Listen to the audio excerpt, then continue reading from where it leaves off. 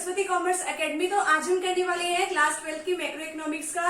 आज हम जो चैप्टर डिस्कस करेंगे उसका नेम है फॉरेन एक्सचेंज रेट। अब फॉरेन एक्सचेंज रेट कौन सी होती है, अभी हम इसमें फॉरेन एक्सचेंज के बारे में और फॉरेन एक्सचेंज रेट के बारे में डिस्कस करेंगे। अब फॉरेन एक्सचेंज क्या होता है, ठीक है। तो देखिए अब इसमें सबसे पहले foreign exchange refers to all currencies other than the domestic currency of a country, यानी कि जो आपके देश की जो करेंसी है उसको छोड़ के बाकी जितने भी देशों की करेंसी आती है वो सारी क्या है, फॉरेन एक्सचेंज है। मान लो आप इंडिया में रहते हो तो इंडिया की करेंसी क्या है, रुपीज में है, ठीक है। तो बाकी जितने भी देश हैं उन सभी की करेंसी को आप लोग क्या कहोगे, फॉरेन एक्सचेंज कहोगे, ठीक है। अब आगे क्या है, फॉरेन एक्सचेंज रेट। अब आपके पास तो क्या है, अब आपके पास तो इंडियन रुपीज है। अगर आपको मान लो यूएसए के डॉलर चाहिए तो आपको मतलब वो किस रेट में मिलेगी, ठीक है। तो फॉरेन एक्सचेंज रेट वही है। अब आपको पता है कि डॉलर की वैल्यू जो है आज के टाइम में 80 या 82 कुछ ऐसी रहती है, ठीक है। तो अब वो आपको कितने रुपए में मिलेंगे, अगर आपको $1 चाहिए तो आपको मान लो कि ₹80 में मिलेगा। Foreign exchange rate refers to the rate at which one currency is exchanged for the other, ठीक है। अब ये वो रेट है कि जिसके ऊपर क्या होता है कि एक करेंसी दूसरी करेंसी में एक्सचेंज होती है। अब वो जिस रेट पे आपको मिलेगी वो it represent the price of one currency in terms of another currency. अब देखो कि अगर आपको मान लो $1 चाहिए, $1 चाहिए तो आपको कितने रुपए देने पड़ेंगे उसके बदले में, 80 रुपीज, ठीक है। तो इस तरीके से जो है आपको ये फॉरेन एक्सचेंज रेट का पता चलता है। अब इसकी वैल्यू 80 भी हो सकती है, 78 भी हो सकती है, कितनी भी हो सकती है, वो अलग अलग जो प्राइसेस है वो सेट होते ही हैं। अब देखो अब ये तो है $, की। अब जो भी और भी देशों की करेंसी अगर आपको उसके अकॉर्डिंग चाहिए तो ये वैल्यू जो है वो कम या ज्यादा हो सकती है। किसी किसी देश में क्या होता है कि इंडियन रुपीज की जो वैल्यू है वो ज्यादा होती है, किसी किसी देश में क्या होता है इंडियन रुपीज की वैल्यू कम होती है। आगे क्या है, types of foreign exchange rate. Foreign exchange rate को कितने पार्ट्स में डिवाइड किया गया है, फिक्स्ड एक्सचेंज रेट सिस्टम, इसको हम पेग्ड एक्सचेंज रेट भी कहते हैं, और फ्लेक्सिबल एक्सचेंज रेट सिस्टम, इसको हम फ्लोटिंग एक्सचेंज रेट भी कहते हैं। अभी जो फिक्स्ड है तो फिक्स्ड यानी कि फिक्स्ड कर दिया, किसने फिक्स किया, ऐसे एक्सचेंज रेट सिस्टम होता है कि जिसमें जो एक्सचेंज रेट है वो गवर्नमेंट ने फिक्स कर दी, ठीक है। अब देखो fixed exchange rate system refers to a system in which exchange rate for a currency is fixed by the government, यानी कि एक ऐसी एक्सचेंज रेट होती है कि जो कौन फिक्स करता है, गवर्नमेंट के द्वारा जिसको फिक्स किया जाता है। अब गवर्नमेंट भी किस बेसिस पे फिक्स करेगी, उसके पास भी दो कैटेगरी है, क्या क्या है, gold standard system of exchange rate और है Bretton Woods system of exchange rate. अब gold standard system of exchange rate में क्या होता है कि यहाँ पे आप गोल्ड देखते हो कि गोल्ड की वैल्यू कितनी है, ठीक है। तो गोल्ड के बेसिस पे जो है वैल्यू सेट होती है। अब मान लो कि 1 ग्राम गोल्ड है वो $1 अगर हम देते हैं तो हमें 1 ग्राम गोल्ड मिल जाता है, और अगर हम इंडियन रुपीज देते हैं तो वो क्या है कि वो हमें 1000 में मिलता है। तो अब मान लो कि इंडियन रुपीज की वैल्यू हमें निकालनी है तो कितनी आएगी, तो वो कितनी आएगी, 100 रुपीज, यानी कि 100 रुपीज जो है वो किसके बराबर है, $, की, ठीक है। $1 जो है वो हमें 100 रुपीज में मिलेगा। ये जस्ट एक एग्जांपल है, इतना सस्ता जो है गोल्ड होता भी नहीं है। नेक्स्ट है कि Bretton Woods system of exchange rate. Bretton Woods system of exchange rate में क्या है कि इसमें क्या है, पहले तो गोल्ड सिस्टम के अकॉर्डिंग जो है वैल्यू सेट की जाती थी, इसमें $, के अकॉर्डिंग वैल्यू सेट की जाती है। दूसरे देशों की भी यहाँ भी कितनी करेंसी की उनकी वैल्यू है, ठीक है।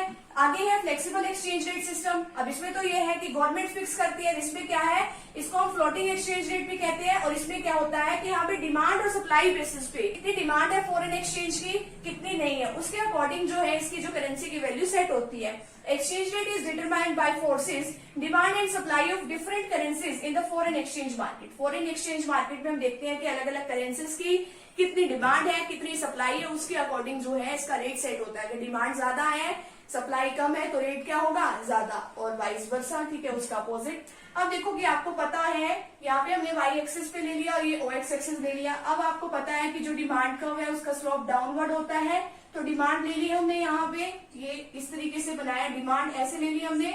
आगे जो है सप्लाई जो वो पॉजिटिव होती है तो ये ऊपर की तरफ चली जाएगी। अब ये डिमांड और सप्लाई जहाँ पे जो है आपस में एक दूसरे को मिल रहे हैं, यहाँ पे ये क्या है, इक्विलिब्रियम पॉइंट है, और उसके सामने वाला क्या है, पहले प्राइस डिसाइड होता था, अब ये जो है फॉरेन एक्सचेंज की रेट डिसाइड होती है, ठीक है। तो यहाँ पे इक्विलिब्रियम पॉइंट है। तो फटाफट से भी आप इतने का स्क्रीनशॉट ले लीजिए। आगे का जो पार्ट है कि किस लिए हमें फॉरेन एक्सचेंज की जरूरत होती है वो भी हम डिस्कस करेंगे। नेक्स्ट जो हमारे पास टॉपिक है उसका नेम क्या है, डिमांड फॉर फॉरेन एक्सचेंज। अब जो फॉरेन एक्सचेंज है, फॉरेन करेंसी है, उसकी डिमांड करी ही हो जाती है। अब पेमेंट ऑफ इंटरनेशनल लोन्स, अब हमें इंटरनेशनल लोन की पेमेंट करनी है, ठीक है, हमने लोन लिया हुआ है बाहर वाले देशों से, बाहर वाली कंट्री से, तो अब हमें जो है उनके लोन को वापस करना है, तो हमें उनकी करेंसी में वापस करना पड़ेगा ना, तो पेमेंट करनी है, तो इसलिए उनकी जरूरत पड़ती है। Gifts and grants to the rest of the world, अब या तो हमें गिफ्ट देने हैं किसी दूसरी कंट्री में, तो उनकी पेमेंट के अकॉर्डिंग ही हमें करना पड़ेगा, तो इसलिए फॉरेन एक्सचेंज की जरूरत पड़ती है। Investment in rest of the world, अब हमें कहीं जाके जो है इन्वेस्टमेंट करनी है, बाहर वाली कंट्री में जाके अगर हमें कुछ इंडस्ट्री सेटअप करनी है या कुछ भी लगाना है, तो हमें पैसे चाहिए उनकी करेंसी में, अपने रुपीज तो लेके जा नहीं सकते। Next, direct purchase from abroad as well as imports from rest of the world, या तो हम वहां जाके जो है क्या कर रहे हैं, कुछ भी खर्चा कर रहे हैं, कुछ भी परचेज कर रहे हैं, या फिर हम बाहर की कंट्री से अपने देश में कुछ सामान मंगवा रहे हैं। अपने देश में कुछ सामान मंगवाना बाहर की कंट्री से, उसको क्या कहते हैं, इम्पोर्ट। अब जो इम्पोर्ट वालों को पेमेंट करनी पड़ेगी, जो बाहर की कंट्रीज को, तो उनकी करेंसी में ही करनी पड़ेगी, तो इससे डिमांड तो करी जाएगी। अब यहाँ पे देखो कि जो फॉरेन करेंसी की जो डिमांड है, यानी कि जो फॉरेन एक्सचेंज की जो डिमांड है और जो फॉरेन एक्सचेंज रेट है, उन दोनों के बीच में इनवर्स रिलेशनशिप है। अगर मान लो फॉरेन एक्सचेंज जो रेट है उसकी डिमांड जो है कम होती है, अगर उसकी जो रेट है फॉरेन एक्सचेंज की जो रेट है अगर वो कम है, अगर रेट कम है तो डिमांड क्या होगी, ज्यादा, लोग ज्यादा इंपोर्ट करेंगे, ठीक है। अगर ज्यादा इंपोर्ट किया तो फॉरेन एक्सचेंज रेट की जो डिमांड है वो क्या है, जो फॉरेन एक्सचेंज रेट है वो बढ़ जाएगा। अगर रेट बढ़ी तो डिमांड कम तो एक्सपोर्ट इंपोर्ट भी क्या हो जाएगा, कम हो जाएगा, ठीक है। तो इस तरीके से जो सारा जो सिनेरियो है वो होता है। आगे क्या है इसमें छोटा सा topic, supply for foreign exchange. अब सप्लाई यानी कि फॉरेन एक्सचेंज आता कहाँ से, अगर हम बाहर की कंट्री को एक्सपोर्ट करते हैं तो हमारे पास पैसा आएगा, ठीक है, उनका। नेक्स्ट फॉरेन डायरेक्ट इन्वेस्टमेंट, अगर हमारे देश में आके जो है कोई ब्रिटिशर्स या कोई भी जो है बाहर का जो कंपनी वाले जो पर्सन है, अगर यहाँ पे आके इन्वेस्टमेंट करते हैं तो हमारे पास फॉरेन करेंसी आएगी। आगे direct purchases of goods and services by the non resident in the domestic market, हमारे देश की मार्केट में अगर उन्होंने कोई डायरेक्ट परचेज किया है, ठीक है, तो वो भी इसमें आएगा। जो है इसकी जो डिमांड है और सप्लाई है इस तरीके से होती है। तो फटाफट से भी आप इतने का स्क्रीनशॉट ले लीजिए, आगे हम इसके इक्विलिब्रियम सिचुएशन के बारे में डिस्कस करेंगे। ये है हमारे पास छोटा सा टॉपिक जिसका नेम क्या है, इक्विलिब्रियम रेट ऑफ एक्सचेंज। अब इक्विलिब्रियम का मतलब क्या है कि जहां पे कोई चीज इक्वल हो, तो अब आपको किसका बताना है, रेट ऑफ एक्सचेंज का, फॉरेन रेट ऑफ एक्सचेंज का बताना है। तो अब इसमें क्या बताएंगे हम कि जो इक्विलिब्रियम एक्सचेंज रेट है वो कौन सी रेट है, at which supply and demand for foreign exchange are equal to each other, जहां पे फॉरेन एक्सचेंज की जो डिमांड है और जो सप्लाई है वो एक दूसरे के इक्वल है, तो वहां पे कौन सी पोजीशन आएगी, इक्विलिब्रियम की। अगर उससे ज्यादा है रेट तो भी इक्विलिब्रियम की सिचुएशन नहीं है, अगर उससे कम है तो भी इक्विलिब्रियम की सिचुएशन नहीं है। तो अब एक डायग्राम देखिए इसके अंदर, अभी वाई एक्सिस है, ये ओ एक्स एक्सिस है। ओ एक्स एक्सिस पे हमने foreign currency supply and demand लिया है और ओ वाई एक्सिस पे हमने रेट ऑफ एक्सचेंज लिया है, ठीक है। तो अब सबसे पहले जो है हमने डिमांड और सप्लाई कर्व बना लिया। इसमें ये बिल्कुल सिंपल है कि जो डिमांड कर्व है वो हमने इस तरीके से बनाया है और जो सप्लाई कर्व है वो हमने इस तरीके से बनाया है, ठीक है।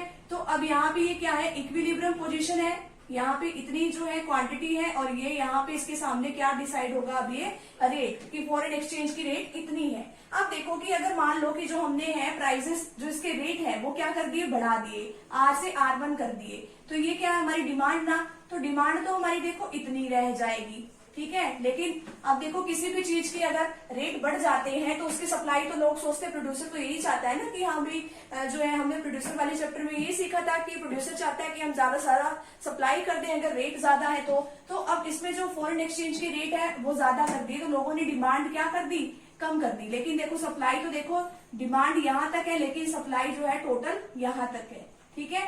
तो अब क्या होगा कि अब लोगों ने डिमांड कम करनी स्टार्ट कर दी तो इनको भी अपना रेट जो है वो डाउन करना पड़ेगा। इस केस में यही बताया था कि डिमांड तो कहाँ तक है, यहाँ से यहाँ तक है, और लेकिन जो सप्लाई है वो यहाँ से यहाँ तक है। तो अब ये रेट क्या हो जाएंगे, डाउन, और ये R पॉइंट पे ही आ जाएंगे, यानी कि जितनी रेट पहले थी उतना ही रेट हो जाएगा। अगर मान लो रेट जो है वो कम कर दिए, रेट यहाँ पे कम कर दिए ना, तो अब देखो कि जो सप्लाई है अब कम करने से, जो रेट कम करने से सप्लाई तो क्या हो जाएगी, कम। लेकिन अब लोगों को काम क्या है, लोग तो जो कम रेट पे जो है चीज ज्यादा खरीदना चाहते हैं, तो लोगों की एक्स्ट्रा डिमांड इतनी है, ठीक है। अब ज्यादा डिमांड हो जाएगी तो प्राइस वही फिर ऊपर चला जाएगा, ठीक है, आना वही है इक्विलिब्रियम पोजीशन पे, तो ये इसकी इक्विलिब्रियम पोजीशन बताई गई है। ठीक है, तो फटाफट से अभी आप इसका स्क्रीनशॉट ले लीजिए।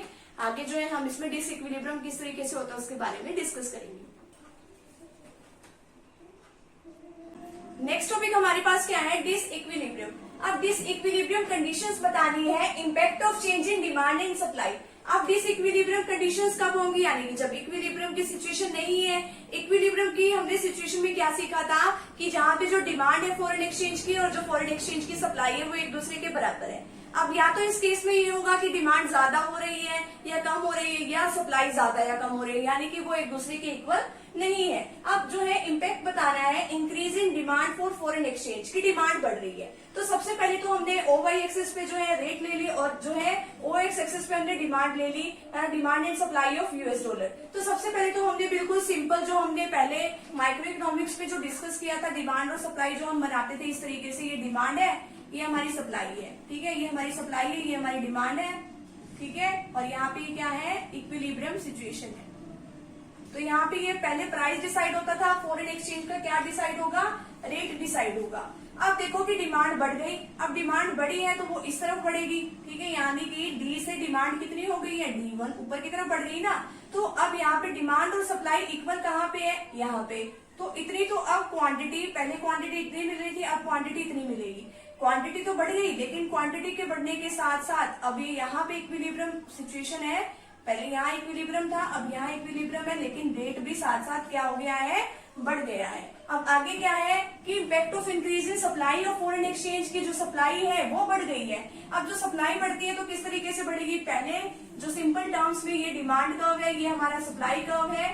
ठीक है, इतना बनाना है हमने, और ये इक्विलिब्रियम पॉइंट है, यहाँ पे ये हमारा इक्विलिब्रियम पॉइंट है, तो ये इतनी रेट है। अब जो सप्लाई बढ़ी है वो कहाँ पे बढ़ी है, इस तरफ आगे की तरफ बढ़ी है।